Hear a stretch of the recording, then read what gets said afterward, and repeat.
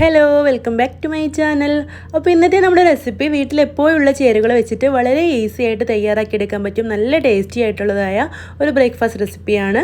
അപ്പോൾ നമുക്ക് ഇതെങ്ങനെയാണ് തയ്യാറാക്കുന്നതെന്ന് കണ്ടു നോക്കാം. അതിന് മുമ്പായിട്ട് ചാനൽ ആദ്യമായിട്ട് കാണുന്ന കൂട്ടുകാരുണ്ടെങ്കിൽ ഒന്ന് സബ്സ്ക്രൈബ് ചെയ്തിട്ട് സപ്പോർട്ട് ചെയ്യണം കേട്ടോ. അപ്പോൾ നമുക്ക് റെസിപ്പി കണ്ടു നോക്കാം. ഇതിനു വേണ്ടി ഞാനിവിടെ ഒരു ബൗൾ എടുത്ത് വെച്ചിട്ട് അതിലേക്ക് ഒരു മുട്ട പൊട്ടിച്ച് ഒഴിച്ചു കൊടുക്കുന്നുണ്ട്. ഈ ഒരു മുട്ടയിലേക്ക് കുറച്ച് മല്ലിയില ചേർത്ത് കൊടുക്കാം. അപ്പോൾ മല്ലിയില ഓപ്ഷനിലാണ്, നിങ്ങൾക്ക് താല്പര്യം ഉണ്ടെങ്കിൽ ചേർത്ത് കൊടുത്താൽ മതി. മല്ലിയില ഇങ്ങനെ ചേർത്ത് കൊടുത്തിട്ട് തയ്യാറാക്കുമ്പോൾ നല്ല ടേസ്റ്റാണ് കേട്ടോ. എന്നിട്ട് ഈ ഒരു മുട്ടയും മല്ലിയിലയും കൂടെ ചേർത്തിട്ട് നല്ല പോലെ ഒന്ന് മിക്സ് ചെയ്ത് വെക്കാം. അപ്പോൾ ഇതിവിടെ നന്നായിട്ട് തന്നെ മിക്സ് ചെയ്തിട്ടുണ്ട്. ഇനി നമുക്കിത് മാറ്റി വെക്കാം. ഇനി ഞാനിവിടെ ഒരു ബൗൾ എടുത്ത് വെച്ചിട്ടുണ്ട്. അതിലേക്ക് നമുക്ക് ആവശ്യമുള്ള ഇൻഗ്രീഡിയൻസ് ചേർത്ത് കൊടുക്കാം. അപ്പോൾ ആദ്യം തന്നെ ചേർത്ത് കൊടുക്കുന്നത് 1/2 കപ്പ് അളവിൽ റവയാണ്. ഇനി ഇതിലേക്ക് 1/4 കപ്പ് അളവിൽ അരിപ്പൊടി ചേർത്ത് കൊടുത്തിട്ടുണ്ട്. അപ്പോൾ വറുക്കാത്ത നമ്മൾ ഇടിയപ്പം പത്തിരിയൊക്കെ ചുട്ടെടുക്കുന്ന ആ ഒരു അരിപ്പൊടിയാണ് കേട്ടോ. ഇനി ഇതിലേക്ക് 1 ടേബിൾ സ്പൂൺ മൈദ ചേർത്ത് കൊടുത്തിട്ടുണ്ട്. അപ്പോൾ മൈദക്ക് പകരം നിങ്ങൾക്ക് വേണമെങ്കിൽ ഗോതമ്പ് പൊടിയും ചേർത്ത് കൊടുക്കാം. ഈ ഒരു സവോളയുടെ ചെറിയ പീസ് എടുത്തിട്ട് ഇതുപോലെ ചെറുതായിട്ട് കട്ട് ചെയ്ത് ചേർത്ത് കൊടുത്തിട്ടുണ്ട്. കൂടെ തന്നെ ഒരു ചെറിയ പച്ചമുളകും ഇതുപോലെ ചെറുതായിട്ട് കട്ട് ചെയ്തിട്ട് ചേർത്ത് കൊടുത്തിട്ടുണ്ട്. ഇനി ഇതിലേക്ക് ആവശ്യത്തിനുള്ള ഉപ്പ് ചേർത്ത് കൊടുക്കാം. എന്നിട്ട് നല്ല പോലെ ഒന്ന് മിക്സ് ചെയ്തെടുക്കാം. എന്നിട്ട് നല്ല പോലെ ഒന്ന് മിക്സ് ചെയ്ത് കൊടുത്ത ശേഷം വെള്ളം ഒഴിച്ചു കൊടുക്കണം കേട്ടോ. അപ്പോൾ ആദ്യം കുറച്ചായിട്ട് വെള്ളം ഒഴിച്ചു കൊടുക്കുക. എന്നിട്ട് നല്ല പോലെ മിക്സ് ചെയ്യുക. നന്നായിട്ട് മിക്സ് ആയി കഴിയുമ്പോൾ വീണ്ടും ബാക്കിയുള്ള വെള്ളം കൂടെ ഒഴിച്ചു കൊടുക്കുക. അപ്പോൾ മാവ് നന്നായിട്ട് തന്നെ ലൂസായിട്ട് കിട്ടണം. ആ ഒരു പരുവം വരെ വെള്ളം ഒഴിച്ചു കൊടുക്കുക.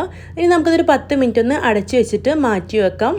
അപ്പോൾ ഇവിടെ ഒരു 10 മിനിറ്റ് കഴിഞ്ഞിട്ടുണ്ട്. നമുക്കിത് ഇളക്കി നോക്കുമ്പോൾ കുറച്ചുകൂടെ ഒന്ന് ടൈറ്റ് ആയിട്ടുണ്ടാവും. റവ ആയതുകൊണ്ട് തന്നെ അതൊന്ന് കുതിർന്ന് വരുമ്പോൾ മാവ് ഒന്ന് ടൈറ്റ് ആവും. അപ്പോൾ അതിലേക്ക് കുറച്ചായിട്ട് വീണ്ടും വെള്ളം ഒഴിച്ചു കൊടുത്തിട്ടുണ്ട്. അപ്പോൾ വെള്ളം കുറച്ച് ഒഴിച്ചു കൊടുത്തിട്ട് ഇതുപോലെ ലൂസാക്കി എടുക്കണം. അപ്പോൾ ഓവറായിട്ട് വെള്ളമായിട്ട് പോയിട്ടുണ്ടെങ്കിൽ അരിപ്പൊടി ചേർത്ത് കൊടുത്താൽ മതി. ഇതുപോലെ നല്ല ലൂസായിട്ടുള്ളൊരു മാവാണ് കേട്ടോ വേണ്ടത്.